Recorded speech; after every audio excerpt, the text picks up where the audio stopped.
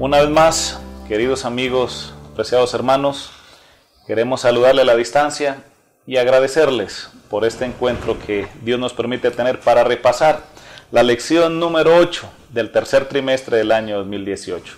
Hoy está con nosotros el hermano Eudaldo Rosado, uno de nuestros líderes y ancianos también de la iglesia de San Marcos. Gracias, hermano Eudaldo, por acompañarnos. Y como siempre, pues vamos a iniciar con una oración. Hermano Eudaldo, por favor, nos dirige. Perfecto, bien, vamos a tener esta palabra de oración, así que les invito a todos ahí en sus hogares que igualmente inclinemos y cerremos nuestros ojos. Señor, nuestro Dios, te damos gracias porque grandes son tus maravillas. Queremos pedir la participación de tu Santo Espíritu para que todo lo que podamos comentar pueda ser de ayuda para nuestros hermanos en la fe y también para aquellos que tienen hambre y sed de la palabra de Dios. Quédate pues en este momento, te lo pedimos en el dulce nombre de Jesús. Amén. Amén. Bueno, entramos con la lección 8. Muy bien.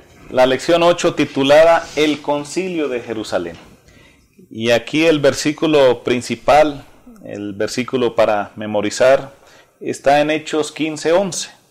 Y dice: antes creemos que por la gracia del Señor Jesús seremos salvos de igual modo que ellos.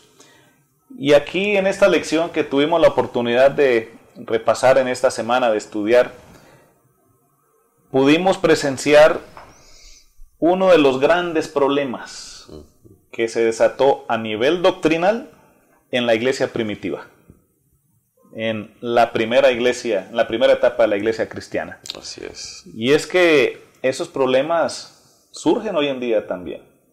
Y cuando hay un problema doctrinal, cuando hay confusión, se pide entonces reunir un concilio para que en el consenso de todos se llegue a un acuerdo. Porque cuando no hay un concilio, pues se genera o se propaga una división y eso puede llevar a que la iglesia se destruya. Así que en ese tiempo se llevó a cabo el primer concilio de la iglesia, el concilio de Jerusalén. Pero, ¿cuál fue el problema? ¿Qué fue lo que sucedió allá en el tiempo de los apóstoles? ¿Qué fue lo que sucedió en el tiempo de Pablo y Bernabé? ¿Qué fue lo que pasó con la iglesia, verdad? Pues recordemos que en una de las lecciones pasadas habíamos hablado de la conversión de Cornelio, de cómo Cornelio, una persona que había tenido la oportunidad de, a través de la visita de Pedro, pues reafirmar su fe en Jesús. Y esto lo llevó a convertirse al cristianismo, pero pues no era de los judíos prácticamente circuncidados. Así que esto se convirtió en una oportunidad para que otros judíos, para que otros gentiles, pues entraran y dijeran: no es necesario circuncidarse. Y esto generó un gran problema, porque estaban los judíos, los que eran circuncidados, y todavía estaban seguros, así lo manifestaban, de que la circuncisión era una obligación, era un deber, era un mandato divino para poder ser cristiano. Pero había algo que llamaba la atención en esto, y es que ellos creían que para sí ser cristiano, pero primero tenían que ser judíos. Y en otras palabras, para poder ser cristiano, primero tenía que convertirse judío circuncidado. Y esto no cabía en la teología, en el evangelio que enseñaban pues Pablo y Bernabé. Así que se formó un gran problema allí en la iglesia de Antioquía. Y pues allí vamos a descubrir qué fue lo que sucedió, ¿verdad? Y esto llevó a que este problema generara cierta división en la iglesia de Antioquía. Así que se empezó a formular, a buscar ayuda, y la solución fue ir a pedir ayuda a Jerusalén, ¿verdad? ¿Por qué? Porque se necesitaba el consenso de todos, el pensamiento de todos, y llegar a un acuerdo para que no se estuviera afectando la iglesia, ¿no? Pero, ¿cuál fue el punto en discusión, hermano Eudaldo? Así es, y vemos que el gran problema de este conflicto precisamente es ese que menciona, la circuncisión. Y creo yo, bueno, estoy seguro que todos nosotros, como estudiosos de la Biblia, como cristianos, no tenemos ningún problema en cuanto a que la circuncisión era un mandato divino. Ajá, sí, la circuncisión era algo que estaba dando allá era dado en el pueblo de Israel, allá en el Antiguo Testamento, ¿no? Inclusive fue de Dios para Moisés y de Moisés al pueblo. Así es. Y es de llamar la atención que, bueno, por eso los judaizantes de ahí se aferraban. De ahí se aferraban para poder debatir que los gentiles no podían ser.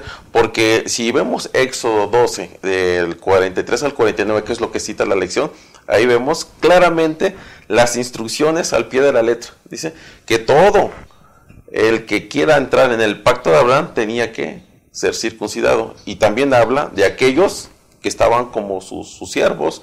Y si había algún extranjero, si quería, ahora sí que, como decimos comúnmente, si quieren entrar al aro, tenían que practicar la circuncisión.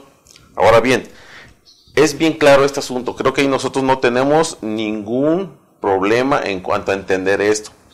El asunto es que ellos estaban aquí mezclando dos puntos muy diferentes. Uno es el pacto y otra cosa es salvación. Así es. ¿Sí? La lección habla muy claro en este punto. Ellos decían, si quieren ser salvos, circuncídense. Pero el pacto original, este asunto de la circuncisión, no era salvación. Era un pacto para poder pertenecer al pueblo de Dios. Exactamente, al pueblo de Dios. Entonces, aquí lo que es importante que nosotros comprendamos bien en el estudio diario de nuestra lección, es que aquí los judaizantes estaban teniendo un problema de comprensión. ¿Sí? Se estaban equivocando en cuanto a ese asunto. Ahora bien, a mí me encanta Pablo. Él es mi favorito. Tiene 4 citas donde él en ningún momento avala que la circuncisión te salve. ¿Sí? Aquí vemos Romanos 3:30 y después también lo menciona en 1 Corintios 7:18 y en Gálatas hay 2 citas también, ¿verdad?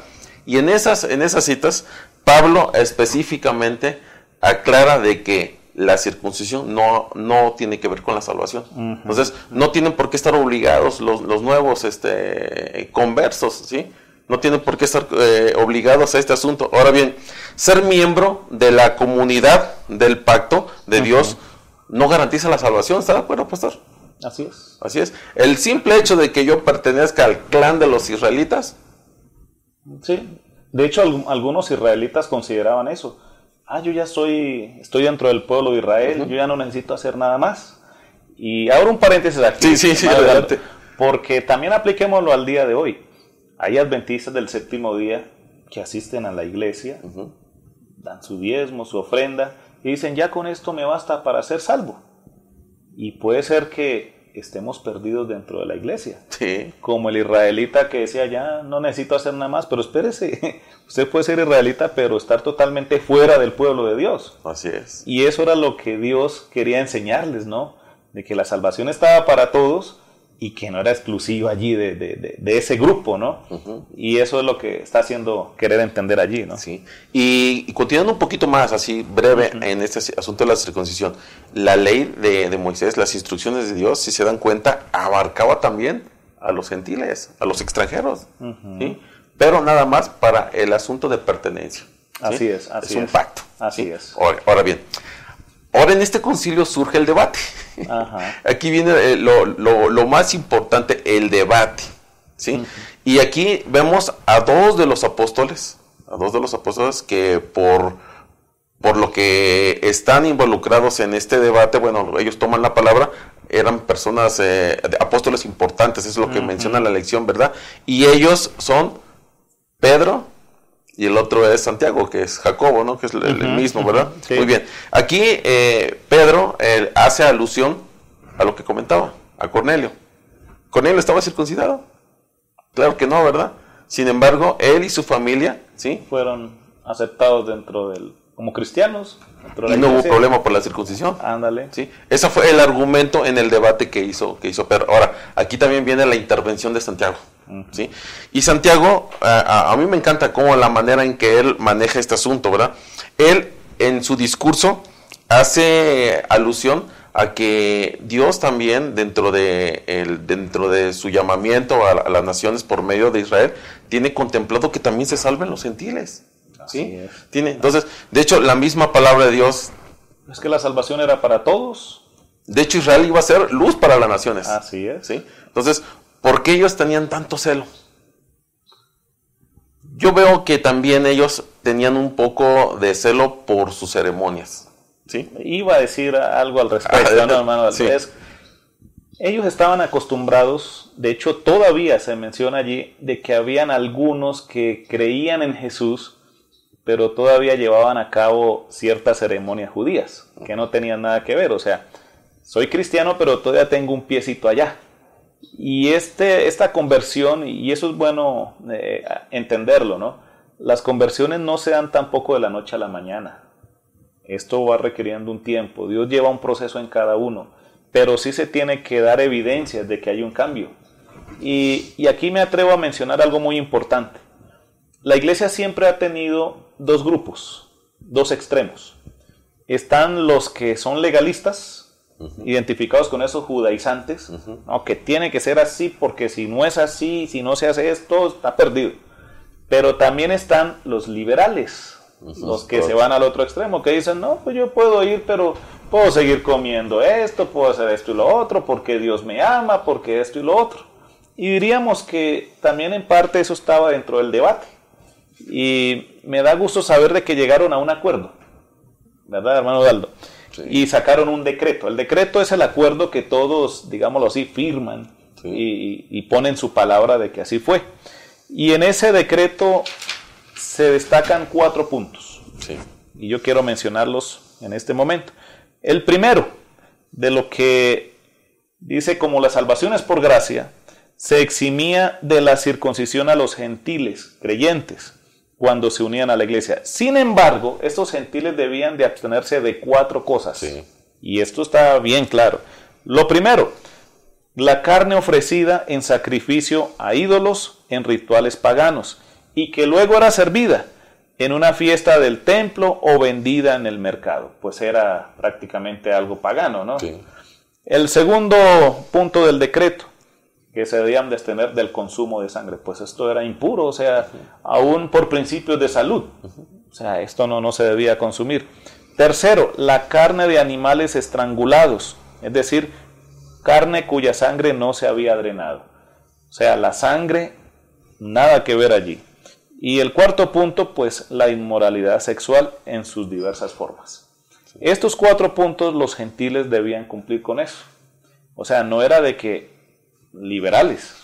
O sea, está bien, se eximen de la circuncisión, pero eso no significa de que eran libres para cualquier cosa. No, espérate, eres libre en esto, pero también hay unas normas que seguir. Y eso se lo recuerdo yo mucho a la iglesia. El hecho de que Jesús nos ama no significa de que yo pueda hacer lo que yo quiera en la vida cristiana. ¿No? Libertinaje, sí. Exactamente. Soy libre, pero no libertino. No libertinaje. Exactamente. Y eso significa de que en la iglesia, pues, hay cosas que obedecer. No son las típicas prohibiciones de no. Es que allá en la iglesia todo te prohíben. No. Espérate, si Dios tiene un propósito con cada una de esas cosas. Dios también tenía un propósito con esos 4 puntos. Y obviamente que eran por el bien de... Sí, perdón, pastor, que le interrumpa. Si se da cuenta, en esos 4 puntos hay un propósito divino. Sí. Al final, ¿quién salían beneficiados? Pues los mismos cristianos, los mismos gentiles. Sí. Esos 4 puntos de verdad son... Bueno, si lo vemos ahora en nuestros tiempos, creo que tienen que ver con nuestra salud, ¿verdad? Con nuestra integridad. O sea, es el amor de Dios ahí demostrado hacia uno. O sea que no creo que habría problema, ¿verdad? Exactamente, pero a veces la gente le da meramente el tinte religioso, ¿no? Sí. Y son asuntos también de salud, como usted dice. Así que, pues esto se escribió una carta, sí, y nuevamente se llevó a Antioquía, allá a la iglesia de Antioquía, donde todos están esperando a ver qué pasó allá en Jerusalén. Donde se armó el a ver cuál es la respuesta que nos traen. Y cuando escucharon la respuesta, pues la lección dice que estuvieron tranquilos, felices. Excelente, ¿no? Y la verdad, quiero resaltar eso. Sí. Dios, a través de los concilios, quiere generar unidad en la iglesia. Nuestra iglesia está llena de personas que pueden pensar diferente. En nuestras iglesias sucede así, pero eso no significa de que se evite llegar a un acuerdo. Los acuerdos nos llevan a la unidad. Así es. Y la iglesia debe trabajar unida. No sé si quiere agregar algo más, hermano. Sí, ya para finalizar, aquí me llama la atención, dice, los conversos judíos no estaban generalmente inclinados a avanzar tan rápidamente como la providencia de Dios les abría el camino. ¿Qué quiere decir esto? Como que quedaron un poco inconformes, ¿verdad? Así es. Quedaron un poco inconformes ellos en cuestión a la solución que le puso el concilio. Bueno, pero estos judíos, de una u otra manera ellos tenían que entender este asunto, ¿verdad? Porque el plan de Dios es que todos nos podamos salvar. Así es. Todos nos podamos salvar, ¿verdad? Muy bien, entonces los cristianos judíos vivían a la vista del templo y ellos permitían, como era natural, que en sus mentes se volvieran a los privilegios peculiares de los judíos como nación. ¿Qué quiere decir esto? Pues ellos querían su identidad, ¿sí? Ellos querían su identidad, pero el amor de Dios, el propósito, era la salvación de todos, ¿verdad? Así es, así es. Así que gracias, hermano Daldo, por acompañarnos, por ayudarnos en este repaso de lección.